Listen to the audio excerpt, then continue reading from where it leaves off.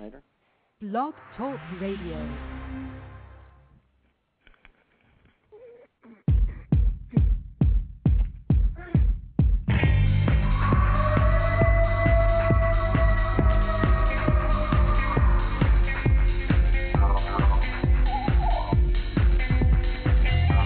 Welcome to Sasquatch Watch Radio with your host, Billy Willard,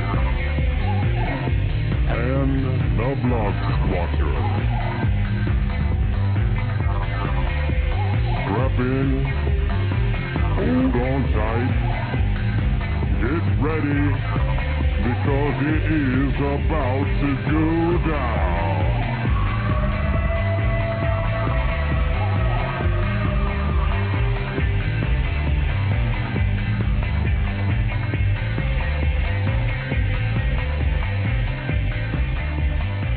Alrighty, welcome again everyone to another episode of Sasquatch Watch Radio. Today's date is September 21st, 2009. I am your host, Billy Willard, and please welcome my great co-host, Mr. DB Donlin, the blog squatcher himself. How you doing tonight, DB?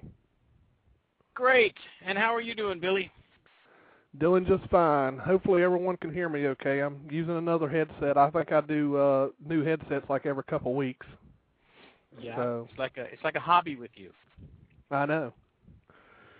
So, anyway, DB, I guess you didn't have any news tonight. You said that everything has been rather slow in the Bigfoot world, I guess. Well, I mean, I didn't. There might be something happening, let me put it this way, but it has not yet crossed my digital transom, so I haven't heard about it. And I didn't go out scouring today. I have this. I'm lazy. I'm a lazy reporter now. I have this Google alert thing set up, and you have to read through all the alerts they send you. And I haven't seen anything that was exciting. So, but something could have happened, and they didn't send a Google alert about it. So if people know something, they can call us up and say, "Hey, I've got some news." That's right. And yes, Irish guy, I'm going to put on that police bike uniform and come and arrest you. So I see you in the chat. What? He's making fun of my motorcycle pictures, I think, on my Facebook. Oh, I'm going to have to put my police uniform on and go up there and arrest him. Okay, that's a mental image I did not need. Putting on a fake police uniform and having any kind of interaction with the Irish guy afterwards. But this is silly. Let us get to the show at hand. That's right. That's right. All right, well, everyone, tonight, of course, is going to be the 2009 Texas Bigfoot pre-conference show, is what I called it. We got Craig Woolleader and Monica Rawlins on the line with us. How are you doing tonight, Craig? Doing fine, Billy and DB. Good. I hear you got some storms going down there. Yeah, I just had a storm alert pop up here, so I guess we got big storms rolling through. Yeah. Well, hopefully you won't get cut off. If you do, we'll know what happened. And we got Monica on the line also. How you doing tonight, Monica? I'm doing good. I think I can breathe now, so there we go. All right, as long as you got the brownie back up, that's good. Yeah, that's right. That's what I get for eating a brownie. Yeah, JC is looking for you, so. I'm not going to be in the chat room tonight. Chris is using the computer for something. All right. Sorry, JC. She's not going to be on chat tonight, so you'll just have to call her up late tonight around 2 or 3 in the morning. So. Just have to stalk me later. Anyway, so I've been looking at the list of speakers that you guys have this year, and my goodness, you've outdone it again. You've got some really good folks coming out there. Tell us a little bit about some of this lineup. Whichever one of you wants to start out. Craig's good at that. Go, Craig. Well, our special guest is Peter Matheson. A renowned author and naturalist. He is going to be speaking after the banquet Saturday night. We've got Esteban Sarmiento, primatologist from the American Museum of Natural History in New York. he'll be giving his first talk at a Bigfoot conference. So looking forward to really hearing what these guys have to say. I know that Peter Matheson spoke at Jeff Meldrum's university 2 years ago and did talk about his thoughts about Bigfoot and such, and the Yeti. But apparently, he has never spoken at a Bigfoot conference itself, so we're looking forward to that. We've got Dr. John Bendernagel coming in. It's been quite a few years since we've had him here in Texas, actually since 2002, since we've had him down to speak. So we're looking forward to that quite a bit, to see him again. He's always a lot of fun to be around, a good guy to talk to.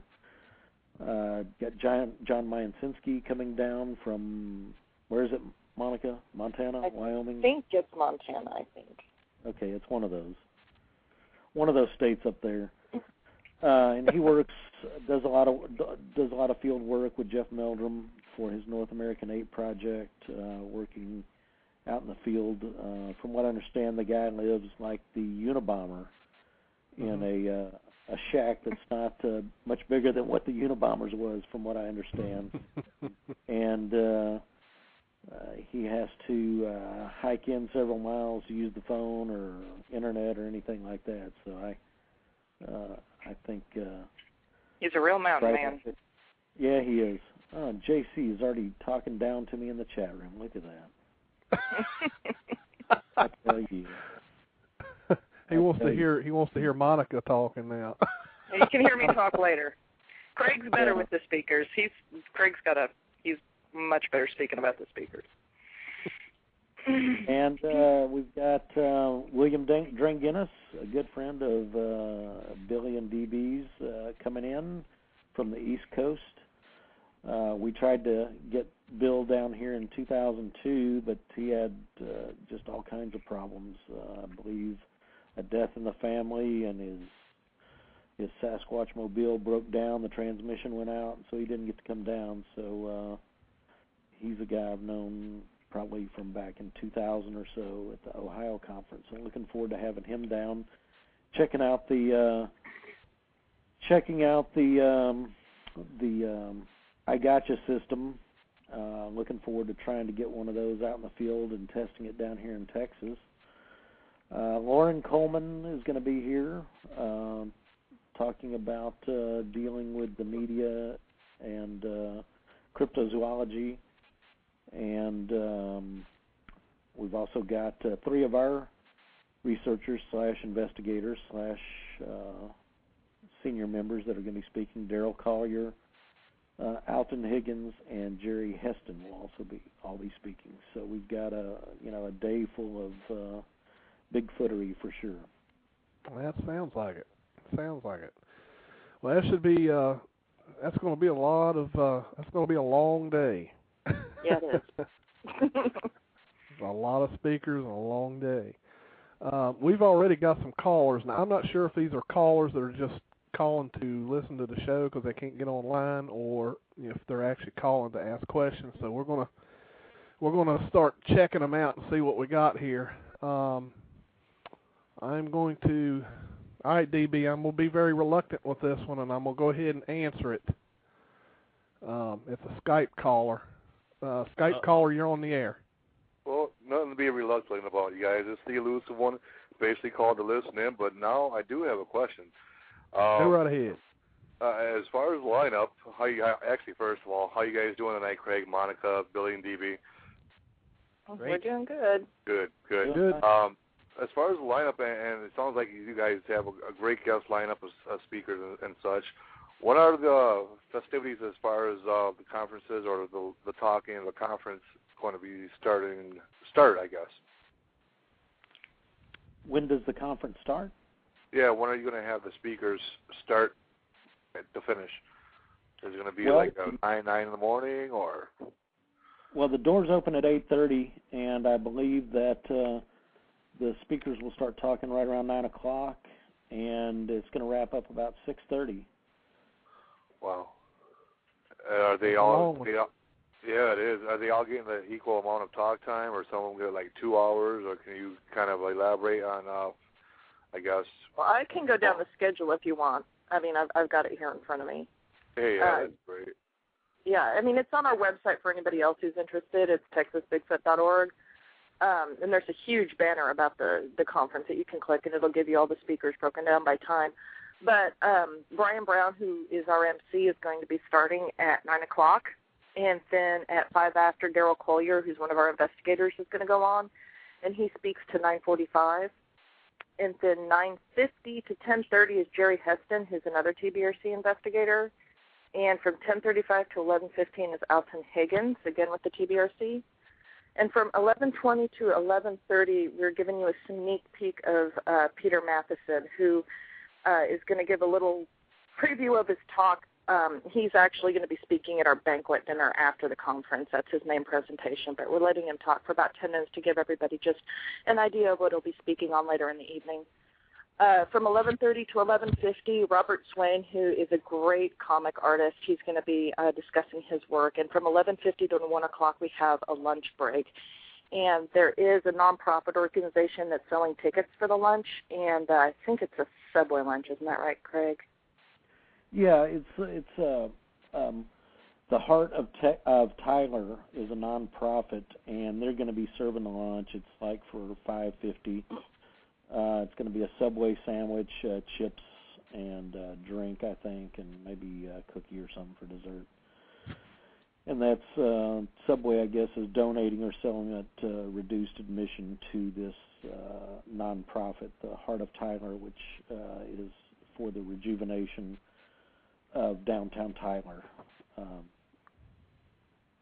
And Tyler's a really cute little town for anybody that hasn't been there. From 1 to 1:40 is when Esteban Sarmiento comes on. And from 1:45 to 2:25 is Dr. John Bindernagel. And from 2:25 to 2:40, we have a little intermission so everybody can get up and walk around because your tushy kind of hurts after you sit there for so long. From 2:45 to 3:25 is Chris Bader and Carson Menken from Baylor University. From 3:30 to 4:10 is John Mainzinski. And from 4:10 to 4:25 is another intermission. We've got a raffle that we've got going on, and we're going to also be setting up for our roundtable panel discussion. From 4:25 to 5:05 is when Bill Dringinnis is going to come on. Lauren Coleman is speaking from 5:10 to 5:45. And from 5:45 to 6:30 is the panel discussion, which is going to be moderated by Brian Brown. And that's going to be an opportunity, I think, for some questions to be asked of everybody on the panel. I don't think that he's going to take any questions. He's not going to field direct questions from the audience. I think we did this last year where they had to submit questions to Brian throughout the day, and he was able to ask. But just that way, they don't get all just flooded at once. But you can submit questions to Brian throughout the day, and he'll field as many as he can. And then later that night from 7:30 to 8:30 is our fundraiser banquet that's taking place at the Discovery Science Center, just a few blocks away there in Tyler in downtown. And from 8:30 to 9:30 is when Peter Matheson is going to be giving his full presentation. Wow, cool. Outstanding lineup. A couple of things I forgot to mention, and I think Reverend Strome brought it up in the chat room, is that Bob Gimlin will also be attending. He's not speaking, but he is a special guest, and he'll be there hanging out. He'll be out there hanging out, shaking babies and kissing hands or something like that. That's right, kissing hands and shaking babies. Sounds off the hook. And Monica also mentioned our raffle, and just so you know, in our raffle, we do have one of the Grover Krantz Gigantopithecus skull replicas that's going to be the grand prize in the raffle. Those things sell for $375, I believe, and we've got one of those. We've also got one of the Bigfoot garden statues from Design Toscano, and we're going to have all kinds of other Bigfoot-related items, plus different places in the city of Tyler donated other items that are going to be in the raffle, different passes and such that are good there in town for different things. Yeah, I was so mad that I couldn't come this year. Next year, I hope I'm in a better position where I can come down. So, in other words, hint, Craig, you got to keep going, so don't stop. Yeah, please. I'm with don't Billy. think we plan on it. How long did it take you guys to put all this together? A year, literally. Yeah, it takes when this one's over, we'll start on the next one. Wow. And during all this planning and for this conference, has you guys been working on anything Sasquatch related? Anything new come up as far as sightings or anything that you guys have been investigating? Well, we have reports that come into the website, all the time, and we have probably I think upwards of 40 or so volunteer members, investigators. So there's different investigators that are currently investigating reports right now. Either talking to witnesses or going out to visit on site to interview them there, take photographs, look for evidence. So there's constantly research going on, investigations into sightings and such, and as well as our long-term camera project, Operation Forest Vigil, and Monica can probably address that a little better than I can. If you're ready for it. You guys ready to hear about Forest Vigil? Love to. Ooh, yeah, let's talk about Forest Vigil. Operation Forest Vigil, as I think a lot of people already know, but for those of you who may not, is our camera trap project. And what this is we get some Cuddyback and, well, actually we've switched over to Reconyx now, excuse me. We have Reconyx cameras for the most part out in the field. We've got 2 locations that we focus on mainly. We've got Area X and Area Y. We try to pick locations that have a strong historical sighting base of, Sasquatch. I really don't want to talk about this right now. Of Sasquatch sightings. So we don't just go in there willy-nilly and just throw the cameras down. And we've got I'm sorry, I'm getting distracted here by one of my kids. We've got a good foundation for Area X and Area Y. Area X is definitely, it's private land. It's on the border with Oklahoma and Arkansas. How many cameras do we have out right now, Craig? I think that it's about 35 or so. 35 yeah, so cameras. we've spread out between mainly the 2 locations, and we have several other locations that we do put cameras out on if we've got somewhere that we think is a hot spot for sightings. If we've got some pretty credible sightings coming through, we do go and deploy cameras there. But our main focus for the camera project is Area X and Y, and hopefully, what we hope is to eventually get a Bigfoot on film. I mean, these are pretty remote locations. Like I said, they're I know Area X, it takes, about an hour and a half to get to by car, and then from there you have to hike another hour or 2 into where the camera traps are actually laid. So it's not somewhere where you're going to be walking down the trail in the national forest and come across one of the cameras. So, we're hoping that with these out in such remote locations that have history of sightings that, one of them will stumble up across the camera and we'll get a nice picture for everybody. Yeah, I hope so. Sounds like you guys got it going on down there. One last question. How many members are officially a part of the TBRC? Like I said, I think it's about 40 or so. Well, that's all I have for now. Thanks for answering my questions, Craig and Monica. Billy and DB, back to you. All right. You want to stay on the line? I'll just mute you. Yeah, please. Thank you. All right. Thanks for calling in. Let me grab this other caller real quick, see if they're tuning in or if they're trying to call in and ask a question. Area code 419, you're on the air. Yeah, it's me. I was just wondering because you said you was hesitating on taking the call. I'm thinking, he's going to answer me first, huh? Oh, no. I tell you, whenever I see the Skype callers, when it's got a 1111111, we've always had bad luck with those. Well, I thought you was talking about me. I was going to say, geez, thanks, Billy. No, you got a regular number, so we're good. All right. Anyway, I just want to say hi Adam, Craig, and Monica, and I wish you guys good luck on the conference thing there. Well, thank you, sir. Appreciate it. And I wish I could come down there this year. But this is like I told you in Ohio, Craig. There's one sure way to get me there to your conference. Do you remember what I told you? Make sure Monica's there. Well, that and Autumn in an open bar. Autumn Williams in an open bar, huh? That's right. That's a sure way to get me to Texas, by God. No, but just congratulations on another conference coming up, and good luck with it, and keep up the good work and all that good kind of stuff. I'm not, very good at, being all nicety and stuff, so that's the best I can muster. All right, well, appreciate it, Steve. All right, yeah, if you want to, Bill, just go ahead and mute me again. Okay, I'll do that. Thanks for calling in, Steve. All right. DB, I know I've probably neglected you over there. You probably got a ton of questions. I haven't even been watching the chat room. I have not seen any questions come by. I've seen a lot of frivolity, but no questions. Well, Bill Green did have a question. He wanted to know. I'll bet you'll get it on the phone live in just a second. Oh, well, let's go ahead and save it for to take it live from Bill then if he's on hold, because I saw he typed it in there and it wasn't the standard question. It was really? Well, go ahead and answer it then. Yeah, go ahead and answer. Let's wait. We'll wait. He can ask us in private. Yeah, he might.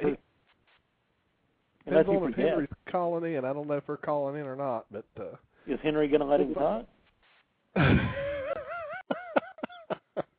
I don't know. We'll find out. Let me give the call-in number to everyone. The call-in number is 347-237-5070. Again, if you need to write it down, it's 347-237-5070.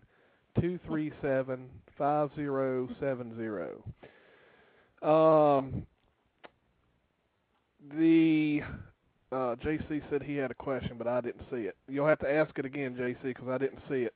Unless it's will Monica marry me? And she already said yes. So. But were her fingers crossed when she said that? I don't know. You never know. We need video evidence that this is. That's you got about as much luck of getting video evidence of that as you got to get a Bigfoot. So. Okay. There it is. Another mystery. So, Craig, I'm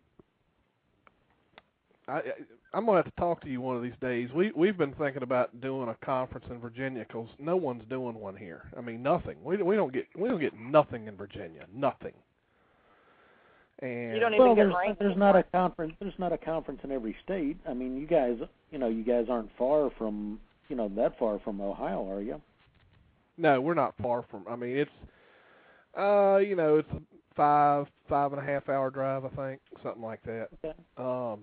But what I was thinking is if I could locate one in Virginia, that may encourage people from, say, for example, North Carolina.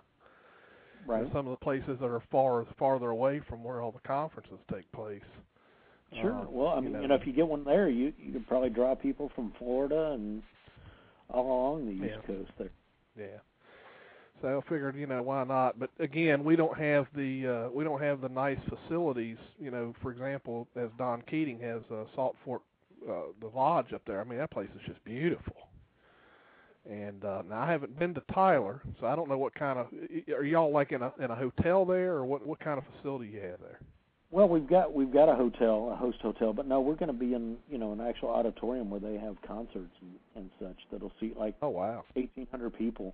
But I mean, Don didn't always have Salt Fork. I mean, the first time I went to Don's conference in 2000, I mean, it was in the cafeteria at an elementary school.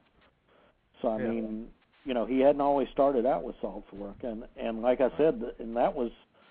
When I attended that conference in 2000, that was probably the 12th annual. So I mean, going back 12 years before that, there's no telling. I mean, he may have been, no telling where, you had the conference, at a pizza restaurant, I don't know. Right. But I mean, right. you got to start small. I know, we had ours. Our first one was in at a church at the, just a fellowship hall there, right. and we had it there for a couple of years. Then we moved up to, a commons area at a high school that, would accommodate, 450 people or so. And, this is the first time. This is our 9th event, and so, I mean, we've moved up to a larger auditorium. But, I mean, there's, you don't have to have, it's the quality of the event versus the, how nice your venue is necessarily. I mean, right. Put on a quality event. But, Don Keating's an excellent guy to talk to. Like I said, that's how I got inspired. I went to the right. 2000 Ohio Bigfoot Conference there and decided, like you're talking about, hey, there's nothing like this in Texas. I'll put one of these on and don't, you got to start small. You got to build up a right. following, and you're not gonna, who knows though? You may go in and have 400 people your first year, but like I said, we had 150 our first year. I think Don, it was into the 10th year at least or so before he broke 200 in attendance, I believe, if I remember correctly. So I mean, these things build, and so don't feel that you got to have a Salt Fork Lodge to hold it. You want to have like a cafeteria at a school or something. Right. It's suitable to start out with, and see the viability of your, event. If you're going to draw people are going to come in from out of state. You're going to draw a local crowd, and you get to find a town or something that's going to support your event, and like Eric has in Jeanette, and Don had in Newcomerstown, and now has at Salt Fork. Right.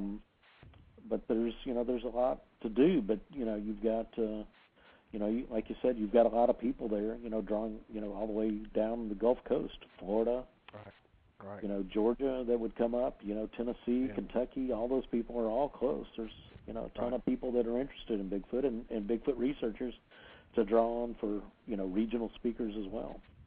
Right. Yeah, I just thought Virginia, Virginia's kind of nice because it's sort of in the middle, the East Coast, and like you said, it may draw some folks. So it's just something that we've, toyed around with. It's probably, a couple of years down the road, but I would hope. They're a lot. They're a lot of work. Yeah, I know. I've talked to Eric Altman. I know Eric. You got to have Eric a lot of me. volunteer labor. Yep. I relied on my family starting out. My mom was on the events committee for the Bed and Breakfast Association and owned a bed and breakfast in Jefferson when I started out. So I, tapped those resources, and there's, like I said, there's a lot of things to do, a lot of people that have to get involved, and so you got to be able to rely on members of your organization and whoever else, and I know your kids are interested in Bigfoot too. There's like I said, a ton of stuff to do, and a ton of things you can do, and that make for an interesting event. But more power to you, man. If you can pull one off, go for it. There's not a whole lot of these, even when Eric was doing his, and Don's, and then there's usually a couple events on the West Coast, but that's pretty much it. Yeah. Well, the way I look at it is, I can always get some suggestions from you guys, from Eric, from Don, so hopefully you guys won't mind giving me suggestions from time to time if I decide to do something like that. Like I say, it's all just been a discussion right now, so maybe we can make it happen. We'll see. But well, cool. Anyway. I'm always on board with traveling to a different part of the country to attend one of these events. So cool. Put it on, and I'll come anyway. All right. Yeah, at least one person. Yeah, exactly. DB, I'm not sure if Henry and them are calling in. I saw that Bill posted that question a second time.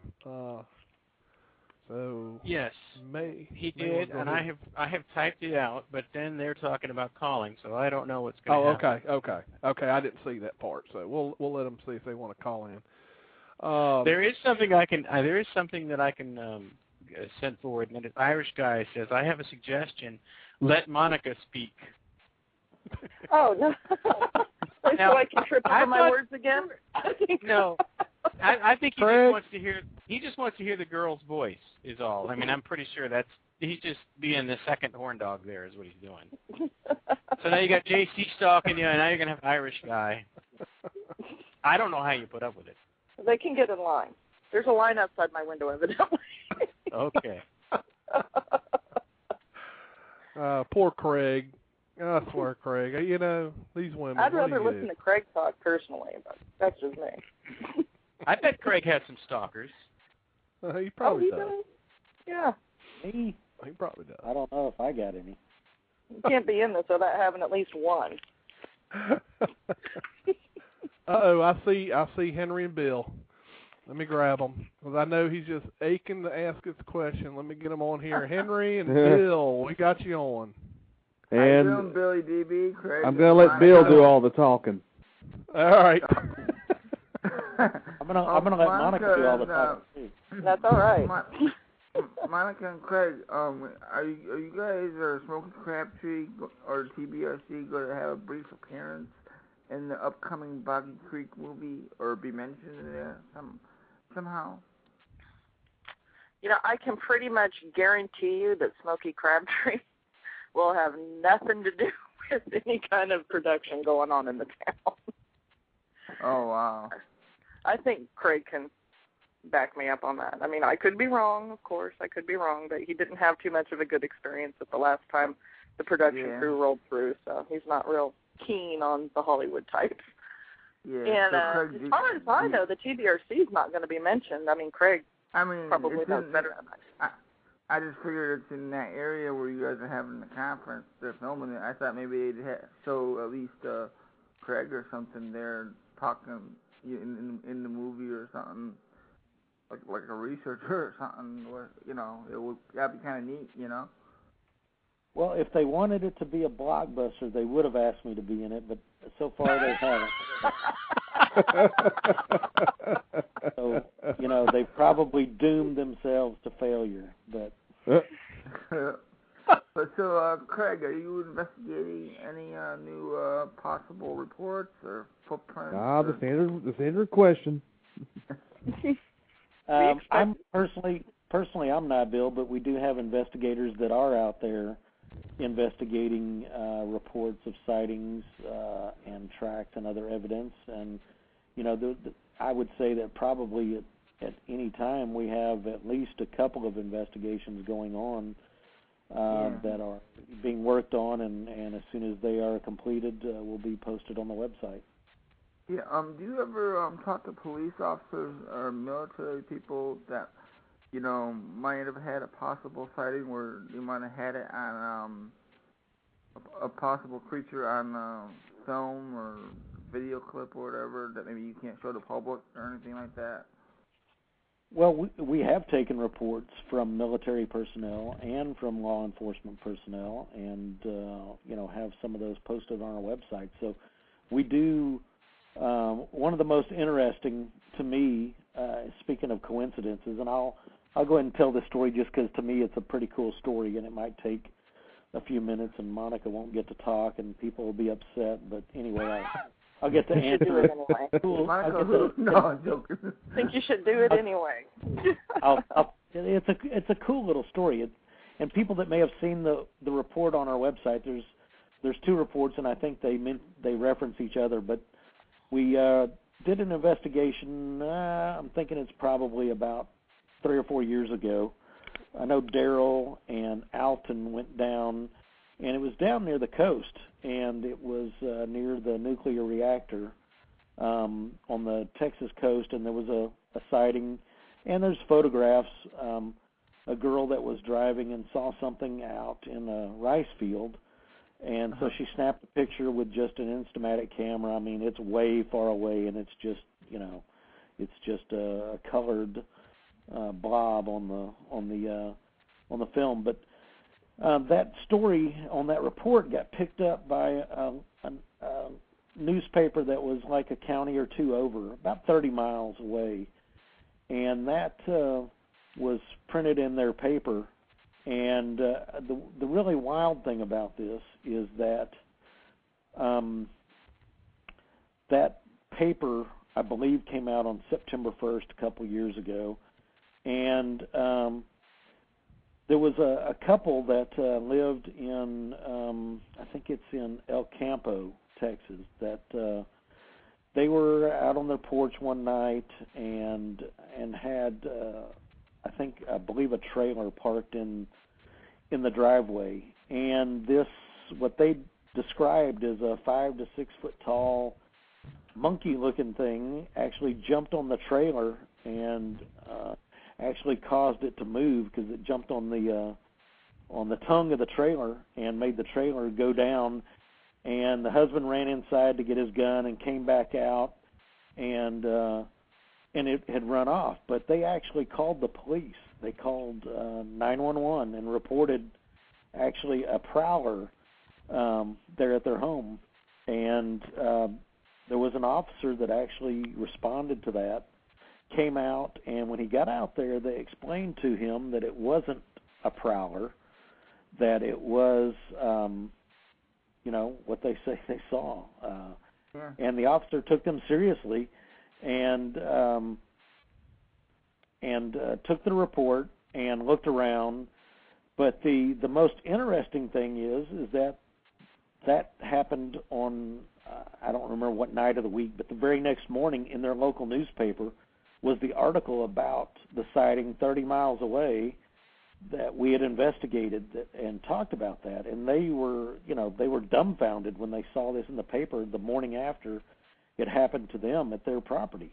And so they sent the report in to us. They reported the sighting to us, and we investigated that and talked to the police dispatcher who verified that the call came in, and an officer was sent out there. And we also talked to the officer himself that went out there, and he believed that the people were telling the truth about what they saw. This is a trained law enforcement personnel. And he also told us that, while he didn't put any faith in it before, but after he talked to those people, that he did believe them, and that, now he was going to keep a watchful eye when he was patrolling at night. Yeah. So that is, to me, an interesting story involving a law enforcement officer and some strange coincidences that led to us getting the report submitted to us. Oh, that's great, Craig, and stuff. But I gotta ask Billy a question. Are you looking into any reports, Billy? I'm gonna ask him the same question now. or footprints or whatever? Or? I have not gotten anything new. The last thing I got was the report that I talked about, I think, last week or a couple weeks ago about the Danville, Virginia road crossing. Yeah. Other than that, I don't have any updates or anything. We are getting ready to go on a Sasquatch Watch Virginia is getting ready to have an expedition here in a couple weeks. Mm-hmm. Obviously, I'm not going to tell the location, not yet. No, that's good. That's good. You don't. Then when we get back from the location, we'll be submitting report on the website with any kind of video footage and things like that, or anything we find. So a couple weeks from now, we'll be out in this nice fall weather, just enjoying it and having a good time. Okay. Now I got a question for DB. Are you currently going to be having any new articles about Bigfoot or any other stuff about Bigfoot on your great blog? No, I haven't put up anything recently. I've kind of taken a short break to recharge my batteries. But thanks for asking. Okay, now I got a question for all of you. what do you guys think about this Kentucky Bigfoot project that's being mentioned all over the Bigfoot forums? I mean, I'm a little dumbfounded here. Without mentioning names. So I'd like Craig to answer this, then Monica, then Billy, then DB. So Craig, you go first. Well, I don't publicly talk about the Kentucky stuff due to a lawsuit a couple of years ago. Okay. He can't answer that for you, Bill. Okay. All right. I mean, I know you can't talk about it, but it's. I just meant, if you could just give like a little overview, like an opinion or something. Bill, he can't talk about it. Legally, he can't talk about it. I think any video that I've seen was finger licking good, right, DB? Okay. All right. All right. What about you, Monica? I know that there's video out there that's, I think it's been recently. I haven't paid attention to it. After the first video that came out of there, to be honest with you, I haven't paid much attention to anything coming out of there. So I can't answer that for you, Bill. I'm sorry. I can't give you an opinion one way or the other. Okay. Now, Billy and DB, I'd like to hear your honest opinions about that. Well, first of all, I probably don't even know what you're talking about unless DB does. Yes, I do. DB. I actually investigated the sighting area in 2005, I think, summer of 2005, and saw the video that the property owner was showing at that time, which has since been destroyed. So I could describe what it looked like to you. And what it looked like to me was a guy in an ape suit walking across the screen. If it wasn't a guy in an ape suit, it was a very close and very detailed video of a Bigfoot. But the head never moved, and the hair was perfect. And I feel like I should sing that Warren Zevon song, Werewolves of London. And his hair was perfect. I don't expect that in a wild animal, but I don't know. And I was very skeptical of it. And the property owners had already erased a portion of it before what I saw. And the original investigator had seen more, and he said, yeah, man, there was parts that showed the foot and hand. Those are gone. So I just thought there was something going on. Monkey business, I'll call it, that was going on at the time. But I couldn't prove that. And I don't think I can convince everybody of that either, because I don't have the evidence for it. But my visual impression was that it looked really good, and it didn't move its head. So, there wasn't any way to tell any difference between that and a human in a monkey.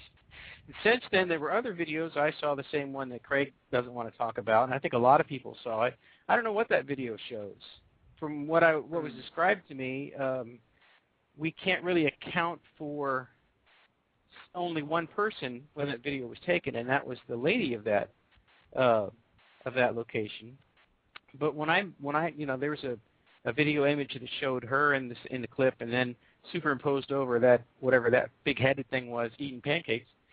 I couldn't make her fit into that shape. It was shorter and with a much larger head. Of course, you could put a okay, I got one more question for Craig. Was it getting too long-winded for you, Bill? Because I wasn't done. No. But I heard okay, I'll shut up rumor. Right there. I heard a wild rumor, Craig, that the Georgia Hokies are planning to go down Texas. But before you say something, I just want to say this about them. What stays in Texas will always stay in Texas. I hope Texas puts them right on a silver platter. Well, I tell you what, Bill, I did send them. I sent them an invitation, a silver engraved invitation, and I gave them the address. I believe it was 21 Benham Street in Connecticut. Oh, man. I can tell you man. right now, Craig, I can tell you right now, if they enter that room, you ever see, a pig pile? Yeah. I could just see expressions on the people's faces if those guys go into that conference hall. They wouldn't make it past the front door. No, Well, no, I they know did. that for a fact, Mom. No, I mean, I could just see the expression on everybody's faces. I personally think that Craig could do a real good clothesline from hell. I can see Craig just doing that. JBL. Well, they did post on their website when it was up before it switched to a different domain that they had actually sent an email to us wanting to attend, and they had, it was posted on their website that they were planning to attend in a civil manner, MANOR. They were planning to attend, but that's the last I've heard. They haven't pre-registered. I do know that. Yeah. But well. So. Well, personally, I think the Georgia hoax has outlived its usefulness. We really did, Henry. But And it seems like the only one who carries the torch for it is Bill. But let's see. I forgot what I was gonna say now. So Craig, you're really looking forward to Lauren to be down there and all that stuff, and talking about Bigfoot in the media and all that, which I think is a great idea for him to do. Oh yeah, looking forward to it. Looking forward to everybody coming down. It's always, I joke that putting on the conference is a great way to be able to pay all my friends to come down and hang out with us. Yeah. Okay, well, Henry. What about? Go ahead, Henry. Do you got any questions? Nope. Okay. Because right. Sean and I had Craig and Monica on last week, and we pretty much asked what we wanted to ask them. All right. Well, I think people are getting sick of us, Monica. I'm sorry, what? We've overstayed our welcome. I guess so. Never. Well, say that tomorrow after you hear us on Bob and Mike's show. Oh boy, we're spreading ourselves thin this week. Yeah. All right. Well, we're gonna take off then. Bill, right, I was just joking around with you. You know that. Yeah, I know. All right. Okay. We'll see y'all later. Yeah. See you Bye. later. All right. Bye. Bye. All right, folks. We're gonna take a quick commercial break so that JC can take his little pee-pee break, and then we'll. What are you saying, Billy? You saying JC's got a little pee-pee? Yeah, I did say that, didn't I? I'm sorry. You did. I'm sorry. He can't help that. it. I mean, that's just genetic. So as soon as we get back, we'll Monica, are you gonna be able to hold on for a little bit? Yeah, I can. I know she told me she was gonna cut you short, Craig, and take off and leave you to wing the last 30 minutes. Well, actually, because I was fumbled earlier, I will get revenge on who did that to me, and I'll stay on for the whole show. All right. Okay. Well, as soon as these commercials are over, we'll be right back and see y'all on the flip side.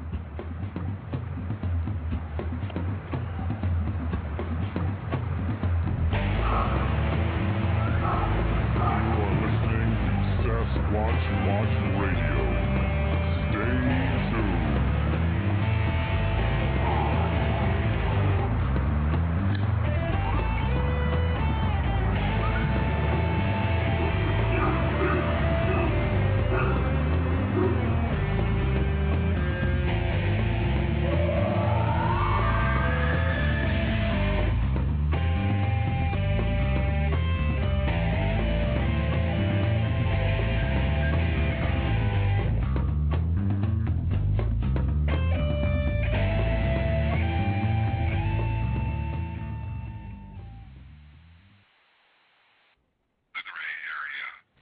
Paranormal Talk Radio, bi-monthly, Wednesday nights, 8 to 9 p.m. Central. The Gray Area. Paranormal Talk Radio divas Melissa Hovey and Monica Rollins, never afraid to tell it like it is. The Gray Area.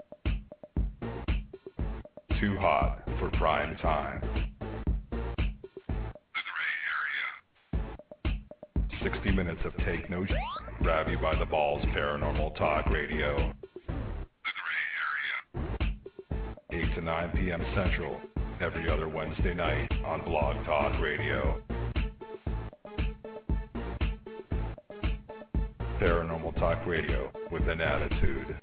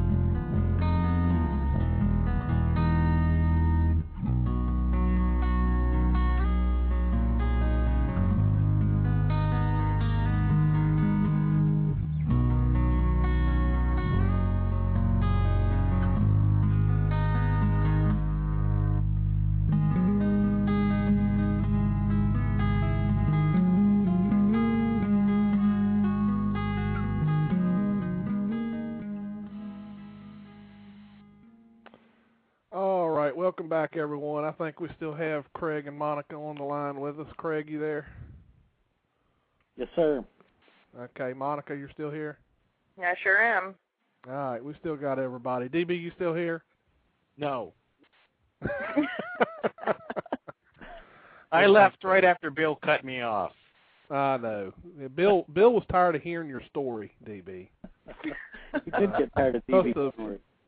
I thought I heard him starting to snore a little bit. I couldn't tell, but heard something. But oh well. DB, do you have any questions for these great guests we have? I'll try to keep it brief. Okay. Spin Dave asks, is the Texas Bigfoot the same as the ones from the West Coast, or do they have different characteristics? Well, that's an interesting question. The only one I've seen was in Louisiana, so I can't personally say. I know that a lot of the times we get the ones we get reports, they aren't as necessarily as big and bulky as the ones in the Pacific Northwest, which would, make sense if you took Bergman's law into effect, which is, animals as they get farther away from the equator, they get larger in size, as the environment gets colder. So, that very well may be that the ones here down in Texas, because it's usually quite a bit hotter than up there, that they would have adapted to the environment and the terrain and might not be as built as stocky as the ones up there. All right. What else you got for us, DB? Okay. I have one from Reverend Strone. He asks, has the TBRC found much in the way of 3- or 4-toed tracks? And if so, what do they make of them? I have never come across one. Now, the tracks that I found when toe impressions could be discerned were 5-toed tracks. The terrain down here, as Jimmy Chilcutt was talking about on, I believe on Jordan and Abe's show Friday night, it's rare circumstances that you find might find tracks in good castable condition, where can make out the butail, make out dermal ridges, anything like that. The terrain here is not generally like that. You might find some areas, creek beds and such, where you might find some nice clay, but the best tracks I ever saw were in a grassy meadow area that was it was on January 27th, 2000. 1 actually is when it was. And we had hiked about 3 miles following a creek towards Lake Tawakoni in East Texas. And we had, I think, about 15 people there, and we fanned out in this area, spread out to cover some territory where everybody was walking probably anywhere from 5 to 10 yards apart. And we found a trackway with 3 tracks that were about 16 inches long and were anywhere from about 48 to 50 inches apart, the 3 tracks. They did have toe impressions, really nice looking tracks. I've got some pictures somewhere. They used to be on the old website, but we did not have any plaster with us and did not have anything to cast them with, which is a shame because they, like I said, the best tracks I ever saw, a trackway of 3 tracks. Wow. Now I think I saw some more questions scroll in there, so I'll let DB finish those before I ask another question. Well, Mike Ref 22 asks, what is the smallest size shirts you'll be selling at the conference? My little girl wants one. Well, we will have some small size shirts. There's not going to be many because generally there's not much of a market for them, but they are they're adult smalls, and they're 100% cotton, so they might shrink up some. So that's going to be the smallest shirts there. We'll have small, medium, large, extra large, 2X, and 3X there at the... Now, when you said there's not much of a market, are you trying to assume that we're all heavyweight or something? No, or just going by past sales. You know, everything's bigger in Texas. You got to remember. So the large sizes do sell out. That's all I'll say. Yeah, I know. I just thought you was trying to say I was fat or something. No, I wouldn't be the pot calling the kettle black there. You know. What else you got, DB? Well, JC suggests that Craig talk about his sighting. Oh, that's what I was actually going to suggest too, so he beat me to it. What was the question again? I'm sorry. They want you to tell about your sighting. Tell about my sighting. My sighting happened on May 30th of 1994. I had gone to New Orleans with a group of 12 people. We had taken, I believe, 4 vehicles to get there for Memorial Day weekend. And myself, my girlfriend, and a friend, we were the last ones to leave. We didn't leave New Orleans till about 9 o'clock that Monday night. I had a 1991 Isuzu Amigo, and it was, like I said, May 30th. It was nice outside. So I had the flaps rolled up, so everything was open, the sunroof out. The temperature was great. Our friend was asleep in the back seat. She had to be at work the next morning, Tuesday morning, and so she was sleeping while I drove. And we had driven, I'm not even sure what road it was. We had just navigated by an atlas trying to figure out the quickest way to get home. And it was just a 2-lane road, probably was a state highway, but it was a 2-lane road. And where this happened was very near Alexandria, Louisiana, the Cotton Island Bayou, where there had been reported sightings and tracks found. It was about 11:30, very dark outside. I don't remember if the moon was out or not, but I remember that it was very dark. There weren't any street lights, and like I said, just a 2-lane unlit road, swamps and woods on both sides of the road.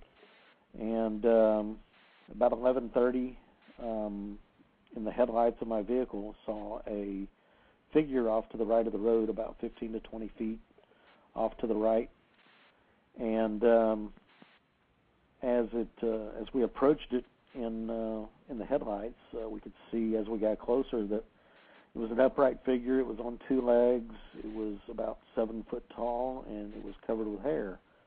It also looked grayish in my headlights. I don't know that it was, but that's what it looked like in my headlights. And so we saw it probably, I don't know, 7-8 seconds maybe.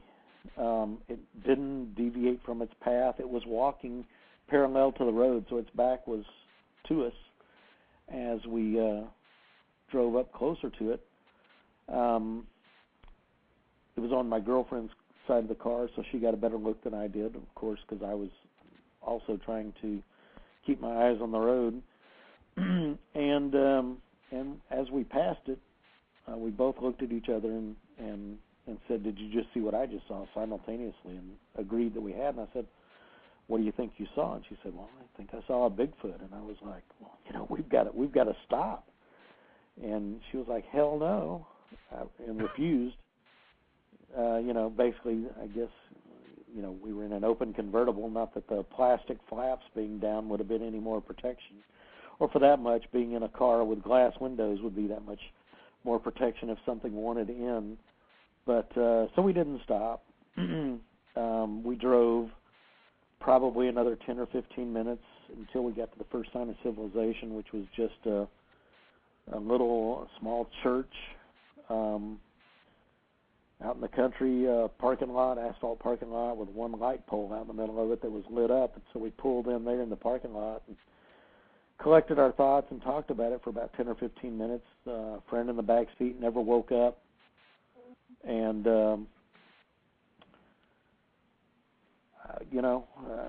we didn't know what it was that we saw. I mean, I can't unequivocally say that it was Bigfoot, but I can't think of anything else that it might have been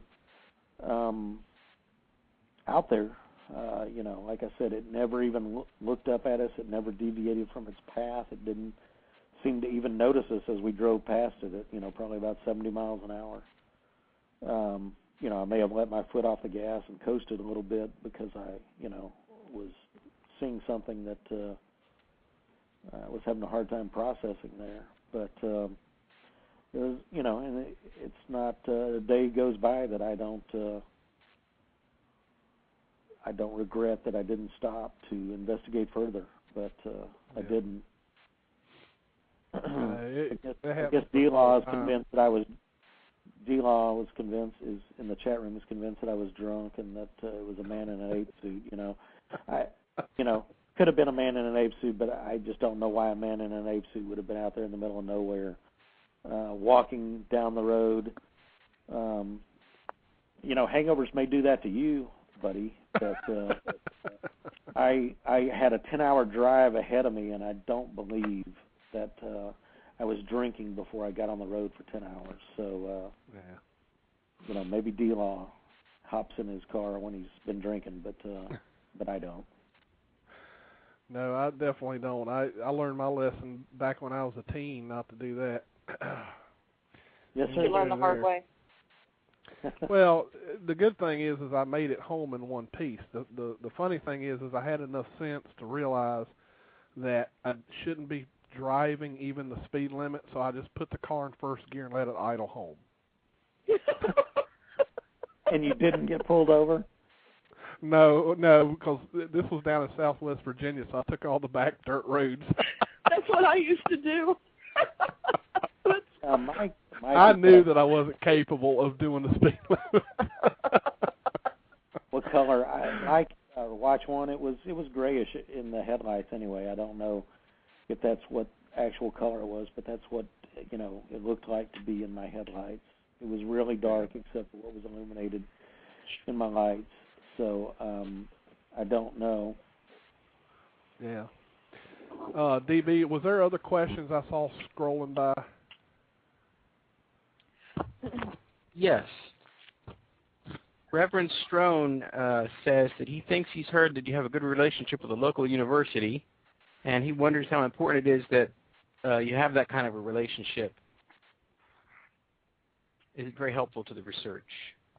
Well, a local university has donated cameras to us in the past and is planning on a second wave of donations of cameras and funds to get those cameras out in the field. So I believe that having a good relationship with the university certainly can't help you as certainly can't hurt you as an organization to work with other credible organizations. I mean, we, our camera project, we've worked with the National Forest Service. We've worked with the National Park Service, who's issued us permits for a camera study for Bigfoot. If they thought that it was something that was ludicrous and or our reputation was such that I don't believe that they would have signed on and issued us a permit through the National Park Service for a camera study to look for Bigfoot. So we try to foster relationships with other professional organizations, not necessarily Bigfoot organizations, but we do work with governmental agencies and educational organizations. We do a lot of outreach work, a lot of presentations to schools, and to just this Saturday, as a matter of fact, Monica and I and Jerry Heston and his wife, Jerry Heston, who'll be speaking at our conference, went to local library up in Denton and assisted with a presentation for kids, cryptozoology for kids. Took some footprint casts up there and the Bigfoot statue and talked to the kids. And so, that's something that we like to do, is to do educational stuff, give school presentations, organization presentations, and stuff like that. All right. Any more, DB?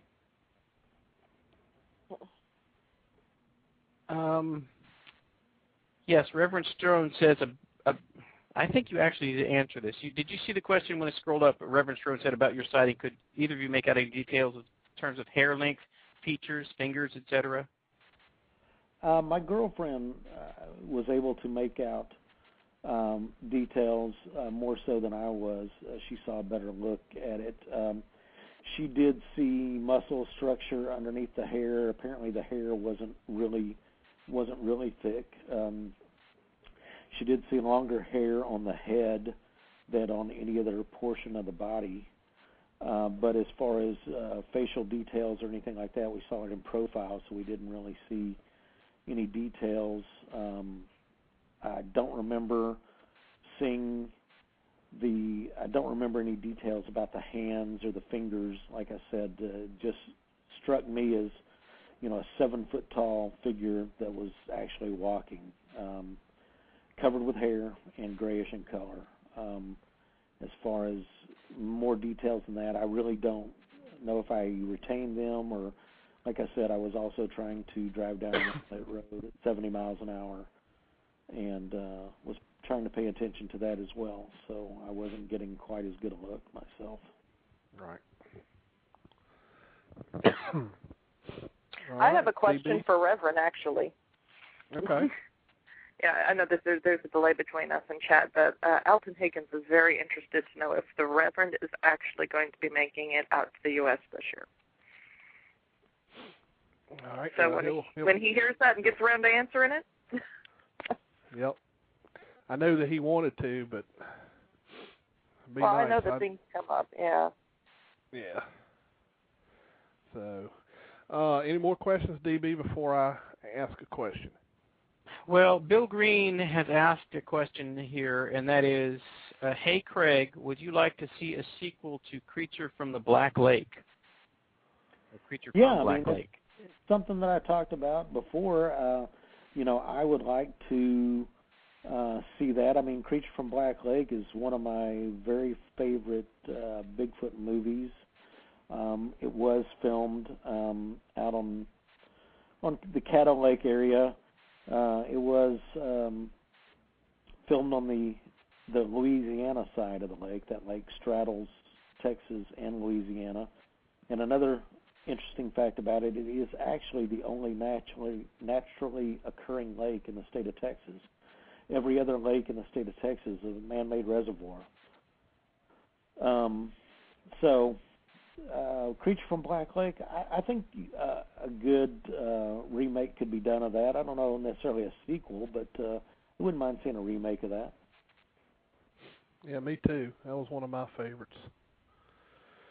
I'd like to see that as well. That would be cool. Sci-fi, I don't know if I'd want sci-fi to do it or not, because I'm not too crazy about their costumes. I would prefer sci-fi, wouldn't you? It's a Bigfoot remake. I like the sci-fi CGI. Yeah, of course, if they did it, it would be a big murder movie. So. Hey, they always are.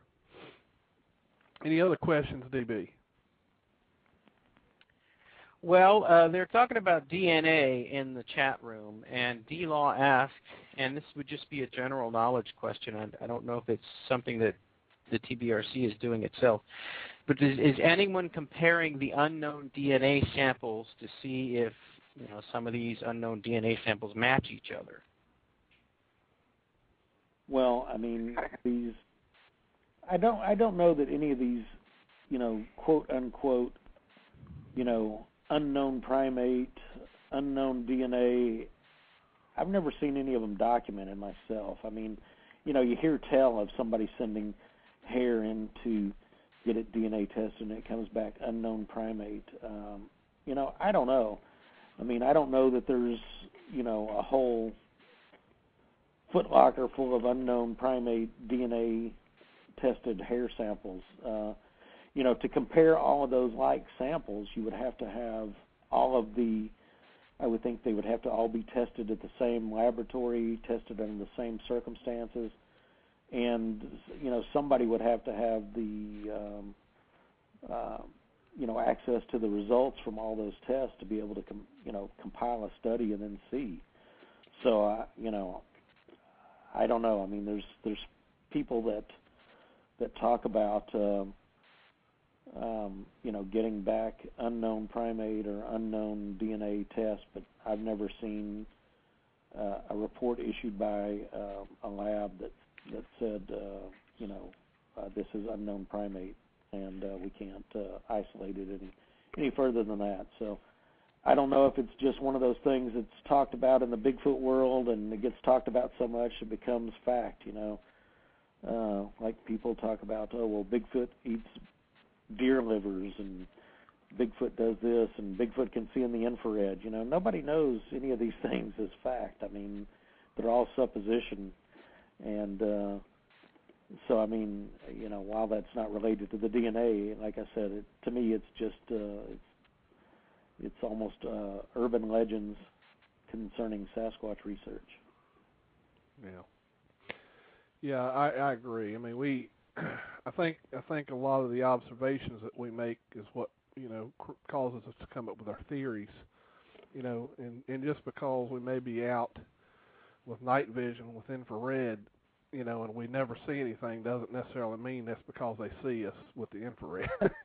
No, I think we jump to that, but well, and then the people that claim, the trail cameras, they're infrared activated. Bigfoot can see the beam of infrared light shooting out of it. Well, those game cameras don't do that. The game cameras are, sense in the infrared spectrum and trigger, from heat. They don't shoot a beam of red infrared blazing out through the forest, and Bigfoot can see that and avoid the cameras. I mean, how many game cameras are out there? We've got 35 to 40 cameras spread over the 4-state region is 65 million acres of forest land.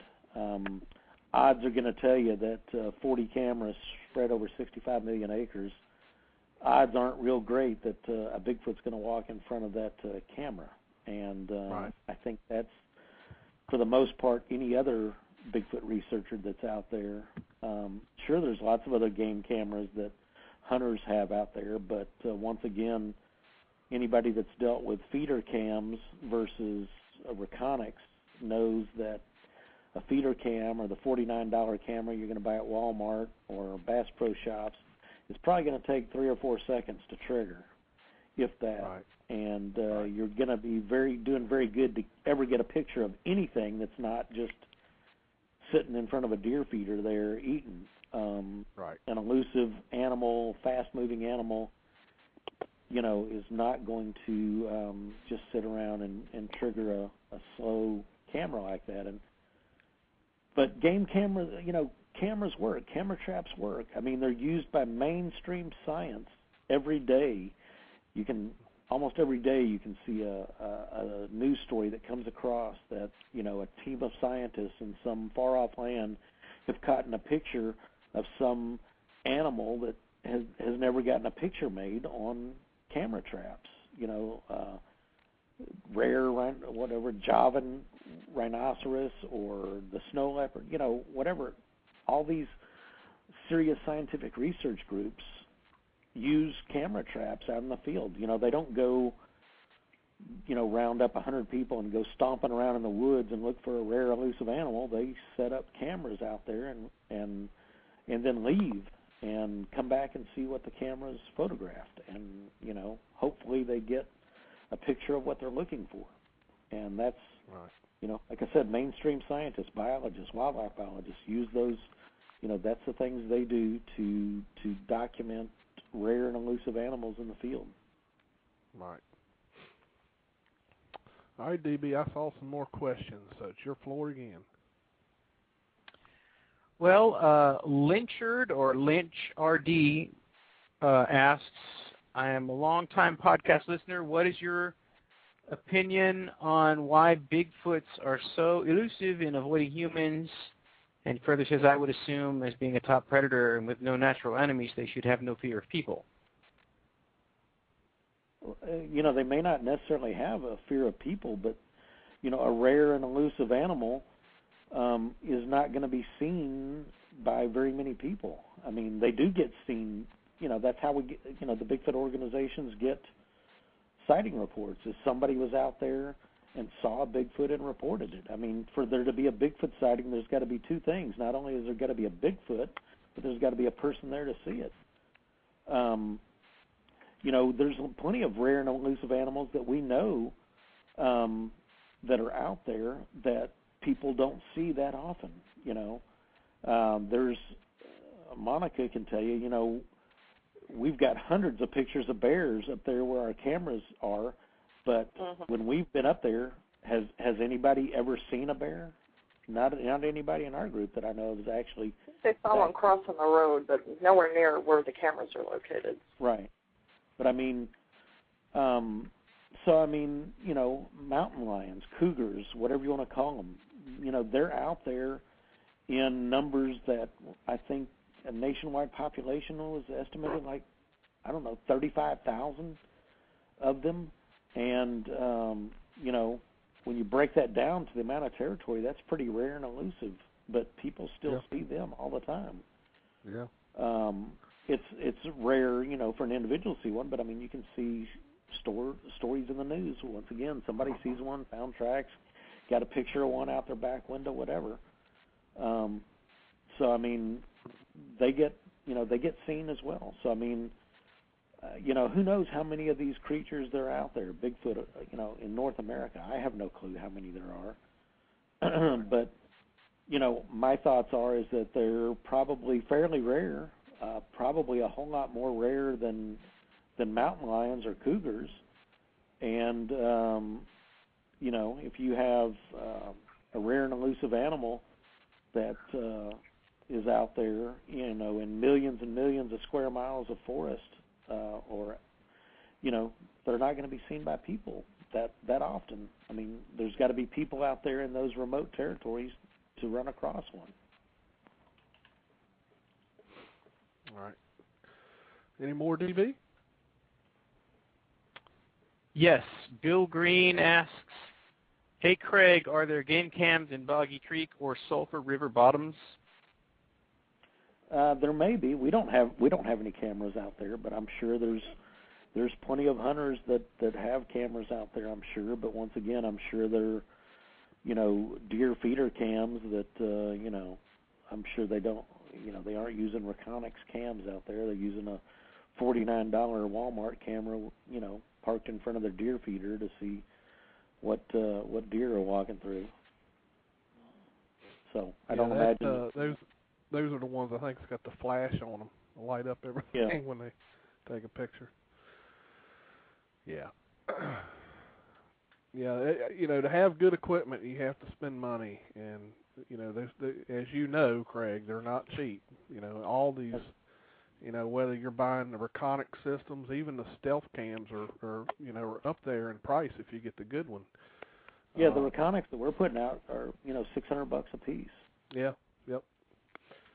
Even the stealth camera that we're using right now, which we actually got a good deal on because they were selling out one of the models.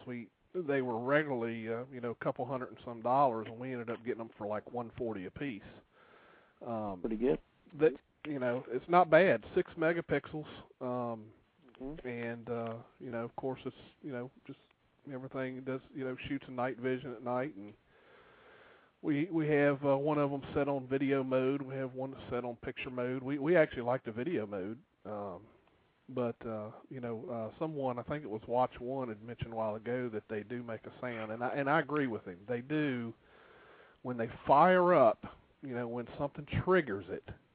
I have been there and I can hear it. It literally sounds like something in there kickstarting. At night. Now, I've never heard that during the daytime, but at nighttime you can hear something firing up, and I'm assuming that that's got something to do with the infrared.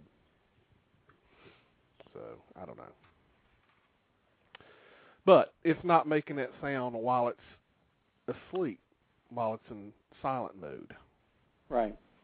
And I can have Bill confirm that with his ultrasonic tester, but as long as it's suspended until some motion happens, I'm pretty certain it's not making a noise.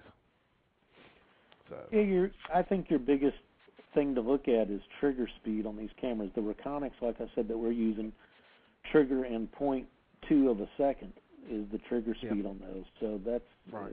Something's going to have to be pretty quick to get through that frame in a fifth of a second without the camera not catching it. Right. I see somebody asked what kind of game we are catching on the cameras. I mean, we're catching, everything that's common out there. Up in the Ouachita Mountains, the majority of what we get is black bears. See plenty of those, but we get deer, raccoons, possums, turkey vultures. We've got bobcats.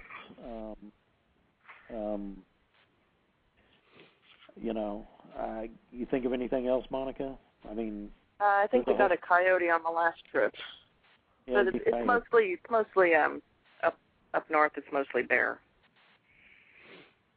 Yeah, we haven't. The only thing we've gotten around here so far, we got a rare shot of an owl. That was the greatest. For whatever reason, this owl landed right in front of the camera. Oh, that's cool. And it was really cool because it was sitting there on a low limb, and we had a deer come up, and this thing turns its head all the way around and looks at that deer and spooks the deer, and it takes off running. It's such a rare shot. I couldn't believe we got it. But typical, kind of same as you guys. I mean, we're getting fox, possum, raccoon. Haven't gotten any bear. The typical stray dogs running through the woods, the stray cats running through the woods. We even picked up a person walking through the woods who wasn't supposed to be back there because it's private property. So we were able to show that to the owner. So yeah, that's the only thing I can think. Crows, I don't know what it is. Crows, squirrels, all that strange, typical type of stuff. So squirrels are really funny because when they get to playing, they just run all over the place. They seem to like that one spot. So I don't know. But do you guys notice when you first set the cams up that the first few times that you check them, you don't have as many photos until the camera's been there for an extended length of time, and then you notice that you're getting an increase in the number of photos? I don't think we noticed that. I don't think we noticed that. I mean, I can ask Chris. He's sitting next to me. He's the head of the camera trap project. So let me ask him because he'd know better than me. That was the first thing we noticed. We set the cameras, and when we first set them out there, I guess it was something new, and everything kind of knows it's there, and they kind of watch it, and they're kind of afraid to go over there because I assume they see it. There's something there that we ain't seen before. But probably after 3 or 4 months, we noticed an increase in the shots we were getting. So I think that after the thing sits there for a while, they become more used to it, like it's part of the forest at that point, and they feel more comfortable passing in front of it. Well, that makes sense. Chris said that the cameras that we were initially using were just too slow. And we really didn't get very many shots anyway because the trigger speed was so slow. But now that we've moved to Reconics, where the trigger speed is instantaneous, we've got, I mean, every time we go out into the field, we get, 3,000-4,000 images that we're pulling off of the cards for each camera. Wow. And how often are y'all going back and getting the cards? Each location we visit twice a year. Okay. So that's why you're getting so many of them. Yeah. Well, we don't want to go in there and contaminate it with human scent. We don't want, to go in there and scare anything off. So we really try not to go in there unless we absolutely have to, just to change batteries, really, and change cards. Right. Very good. Very interesting. Well, we've got about 3 minutes. Was there any more questions, DB? Yes. Reverend Stone asks, are you guys, what kind of efforts are you going to get other kinds of evidence, like hair traps or anything like that? Well actually, you want to go ahead? Up in Area X? Well, I was going to say up in Area X, up in the Ouachitas, we do have some hair snares up there in conjunction. I don't know that much about them myself. Monica may know more, but I think they're baited, and they are using like a wire brush, I believe, to try and collect hair. Yeah, it's what it is. It's something that Paul made for the group. One of our investigators made these for us, and it's a steel box. He actually just made a newer one where it hangs straight down, and you have to reach up into it because in the past because we do bait them with like cherry oil and cat gland oil, all these scents that animals love, especially the bears. And we've got pictures of the bear actually climbing the branch that it's on and reaching over and sticking his paw in there, trying to fish out whatever it is that smells good in there. But they were just a triangular box, steel, like I said. It's got wire. I want to say they're grill cleaning brushes. They're kind of copper coils. And we've pulled a lot of hair out of there, but it seems to mostly be, raccoon and bear, and I'm sure there's a squirrel in there, too. I'm sure. Any more, DB? Watch One asked, are you showing the photos anywhere on the web? And I think he's referring to the photos you're getting out of your game cameras. Yeah. We have some of them up. There is actually on our website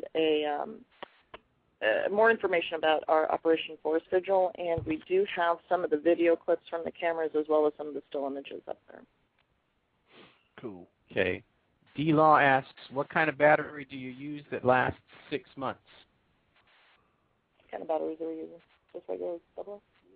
We're using C and D batteries, just regular old Duracell. Of course, they're not going to last as long in the cold weather as in the warm weather, but right. Yeah, that's getting ready to change. We're getting ready to get some adapters where we can actually start using lithium batteries. Right. We've only got about a minute, but there's a couple more questions, so we'll just take those real quickly in archive. But I just wanted to step in and just say thank you to everyone for tuning in tonight. We appreciate it, and hopefully we'll see everyone back here next Monday night at 9 p.m. Eastern. We'll have a guest lined up, and I'm not gonna say who it is. I've been scheduling them. I've been trying not to schedule everything ahead like I was doing in the past. So rather it be kind of like a surprise a couple days before. So anyway, we'll see everyone next week, and we'll be going off the air here shortly. But you can tune into the archives to hear the answers to the other questions. DB, I think there's more questions, so I'll let you have the floor again. Well, the only one that I picked up that we hadn't done yet was Spin Dave wanted to know what you used for bait, and I think you actually mentioned it, but maybe you could let us know what things you've tried. Yeah, we use oils mainly because when they're oils, they soak into the wood, they last longer, the scent sticks around longer. We use everything from cherry oil, apple oil, to cat gland, crawfish oil. We've got a whole range of scents.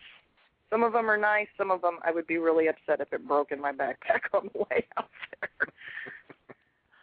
But yeah, mainly we use lure oils.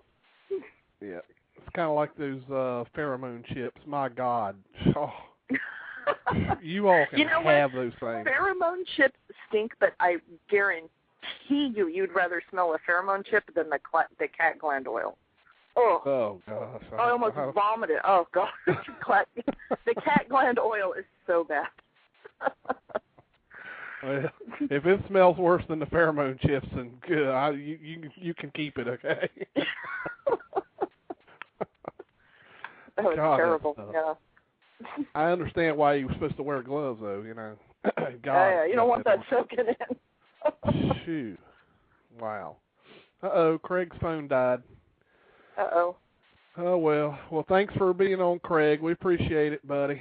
If you're still able to hear us, he might not be listening to that part of it, but his electricity went out for a second and it killed the phone. there's storms rolling through down there. Yeah. Yeah. Well, anyway, Monica, thank you also for being on the show. We appreciate it. Thanks for having us. We appreciate it. And hopefully I'll be able to get up there next year. Well, we hope so. We like to see everybody come from all parts of the U.S. We enjoy getting our out-of-state friends coming down and visiting us. Oh yeah, that's great. I like visiting new areas. So I got to meet you up in Yakima, though. So. Yeah, that's right. That was fun, and that's one of the reasons I couldn't do another trip. That one kind of coined me out. So, and then of course starting a new business didn't help. So, hopefully next year I'll be able to go. Well, I hope it's lucrative. Yeah. All right. Well, thank you for being on, Monica, and we will talk to you soon, I'm sure. All right. Thanks a lot, guys. Good night. Good night. Good night. Great show. All right, DB. Another show. Another one under the collar. Yep. So let's see. I'm trying to think here. If any of the members of our group, Sasquatch Watch of Virginia, are listening to this in archive or whatever, I just need them to respond to me with. I'm trying to figure an exact count of how many folks we have going on this expedition, so that I can properly prepare for everything. So, if anyone's listening to this, in case they're not getting their emails or something.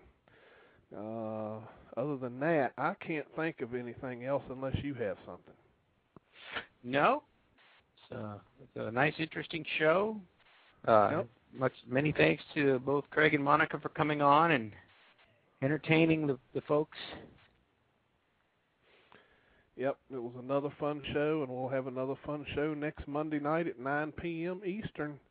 So if you have nothing else, DB, I have nothing else, and all I can say is good night, everybody. Good night.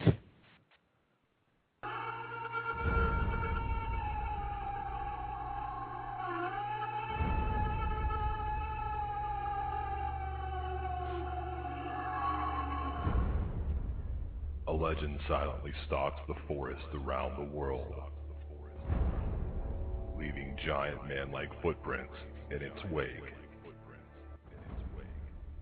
Skeptics scoff, while the true believers search for the answers, and those who have seen it will never forget.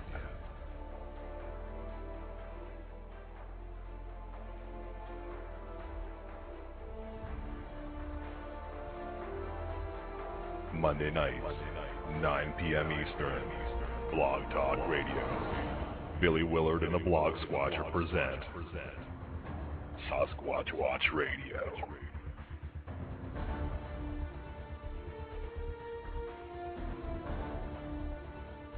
Your hosts, Billy Willard and Dee Donlin, bring you 60 minutes of the latest news and information, newly discovered evidence, and interviews with those searching for the truth and those who have seen it. Do you believe? Want to know the truth? It's out there waiting. Monday nights, 9 p.m., Blog Talk Radio. Sasquatch Watch Radio. Sit down, hold on tight, get ready, because it is about to go down. blogtalkradio.com/Sasquatch Watch Radio. Judy was boring. Hello. Then Judy discovered ChumbaCasino.com. It's my little escape. Now Judy's the life of the party. Oh, baby, mama's bringing home the bacon. Whoa, take it easy, Judy. The Chumba life is for everybody. So go to ChumbaCasino.com and play over 100 casino-style games. Join today and play for free for your chance to redeem some serious prizes. ChumbaCasino.com. No purchase necessary. Void where prohibited by law. 18+ terms and conditions apply. See website for details.